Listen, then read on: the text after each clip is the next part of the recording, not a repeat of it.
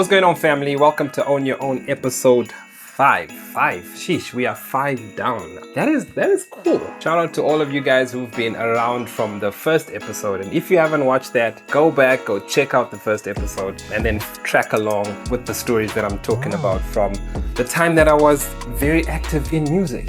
Okay, let's get on with today's video.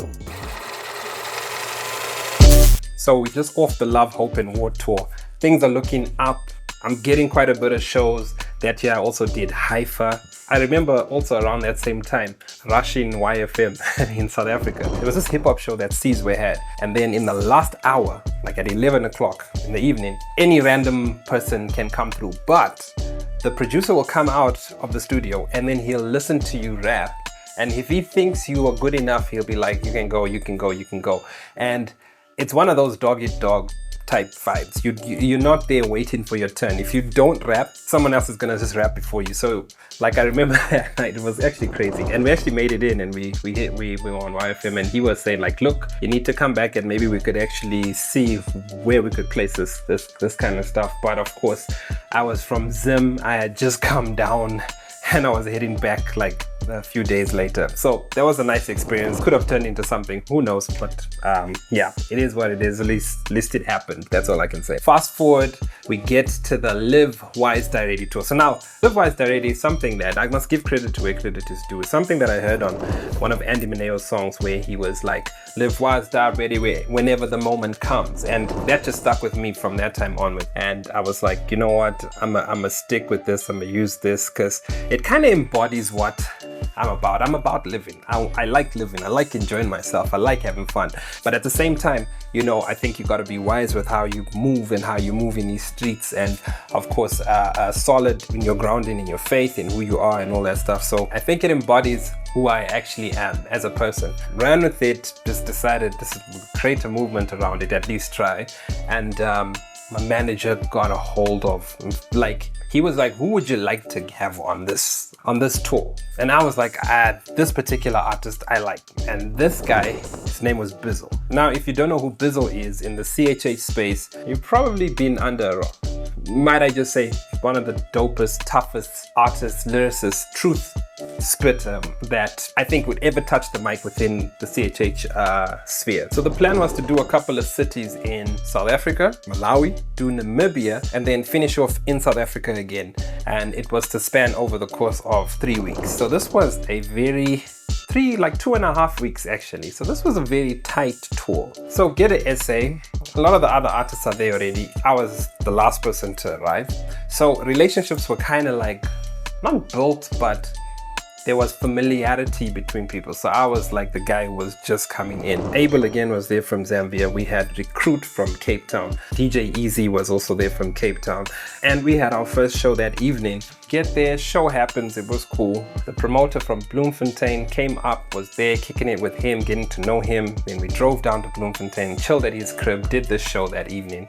And then we needed to get to Cape Town in a few days' time. So that's when things got a little bit complicated. Like I said, I wasn't involved with the organizing of things. All I know is that we stayed in Bloem a lot longer than we should have. So eventually something came through, and this is kind of like how the tour just started going from then on. Everything was like, you don't know whether you're going to be at a place or not be at a place. Anyway, get to Cape Town. It was this nice venue upstairs somewhere. Like, it wasn't too big. It was just a nice size. And, you know, it get a nice sized crowd that can actually vibe with you and you can feel their energy. So far, of the 3 shows that we've done, that particular one in Cape Town for me was like my favorite one, because there's just this thing about CPT, bro. They just know how to vibe, man. Yeah. Like it was really dope. Just the energy that the crowd was giving. It was sick. I think to this day, I would say Cape Town is amongst my top places to perform. So yeah, again, after the show, people are running around trying to make a plan because now we need to get to Malawi. Got flights to Livingston. Now, if you really think about it, where Livingston is to where we needed to be. It actually probably would have been easier for us to simply give flights to Harare and then drive up. We're going to be there. But I'm sure the whole pricing thing was an issue because of how many of us were traveling. Now, from Livingston, we get an overnight bus to Lusaka. We organize with a combi guy. All of our bags are in this combi, okay? This is what's happening behind the scenes. We're in this combi. You got 7 or so grown adults driving from Lusaka all the way to the border between Zambia and Malawi, which is a good another 7-8 hours. And of course, we're in a combi, so it's not gonna be as comfortable. You have your bags on your lap. I remember that time. It was insane. We get to the border, okay? This is the day, the evening, we have a show, okay? We get to the border at around 5 o'clock. At 6 o'clock, we meant to be in Blantyre. Now, to get to Blantyre, it's another 4 hours. And in an hour's time, we've got a show. Anyway, they pick us up, and now we're racing down. The driving, yeah. There was one time, I remember, it was kind of like a detour in the road, but a very quick detour. So it forked to the left and then back again. And you had to slow down to turn because I'm sure they were fixing the road or doing something like that day. And our combi driver didn't actually slow down. He was just going. And he hit and then he hit again. We went flying from one side right to the other side of the car. And I remember DJ Easy. In fact, I started using this phrase after that. DJ Easy getting up, telling him to slow down, and then saying, I would rather arrive late than be the late DJ Easy. Thank God we got there in one piece. We all do one song each because there's really no time to do anything. But you know, people are here, they came to see you, so let's give them something at least. Then just went to go eat and then went into the hotel and chilled. Yeah, it was the craziest 48 hours, I think, of the whole tour. But like for me, things started to get even more crazy. The next day we drive up to Lilongwe, which is the capital of Malawi. The show goes on, we have a good time. It was a nice vibe, a little bit more chilled. And then the day after that, we head up to Zuzu, which is like a nice relaxed holiday vibe-like city in the north of Malawi. We there now. Oh guys, do you know what I forgot? I forgot that while we were in Bloemfontein, we actually went down to Lesotho and did a young show there as well, which was also crazy. So yeah, that was another city that we did.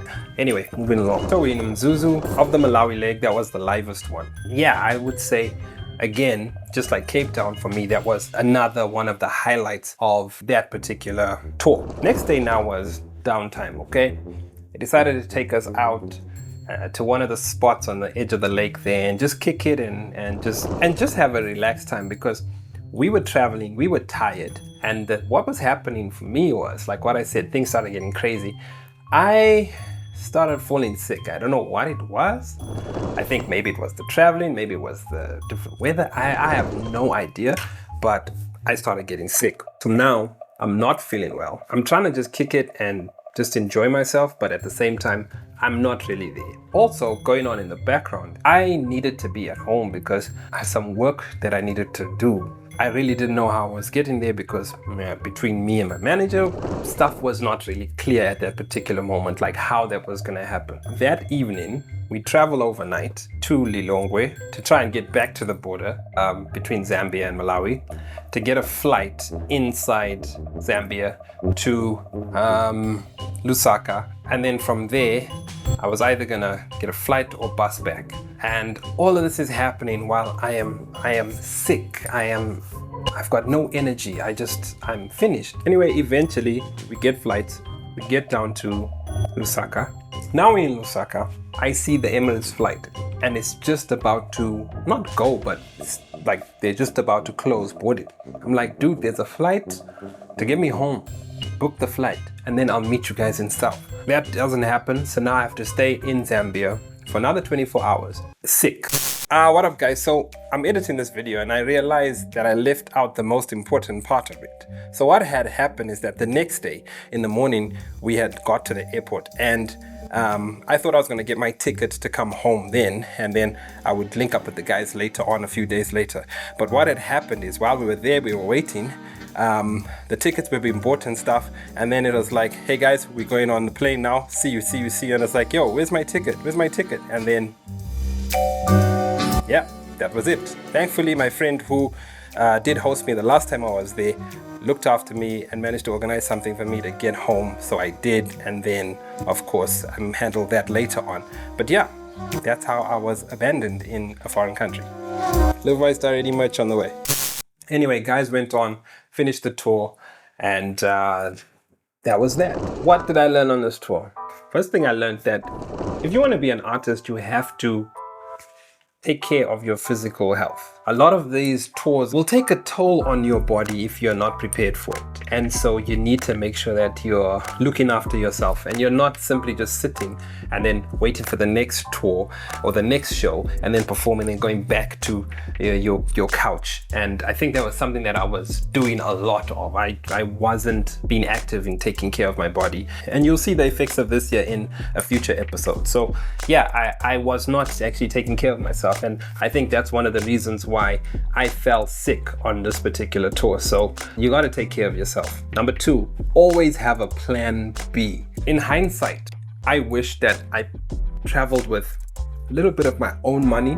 If I simply just had my backup, I was just gonna be like, yo, let me sort this out. And then I think the last one, which is a tough one, is it made me grow as well as a person, because I started to understand how things actually work, that no one owes you anything. No one owes you a verse. No one owes you friendship. Like slowly what was happening was my naive scales over my eyes were being removed, and I was starting to see things a little bit more for what they actually are. You know, yes, it was ministry, but there was definitely a business side to this thing. I hope you guys enjoyed this one. A little bit of a long one. I didn't travel for a few months after that. I just needed some time to just recoup, because in some ways, yeah, I started to doubt myself a little bit. But all that was doing was preparing me for one of the best seasons in music that I've ever had. All right, thanks for watching. See you next week.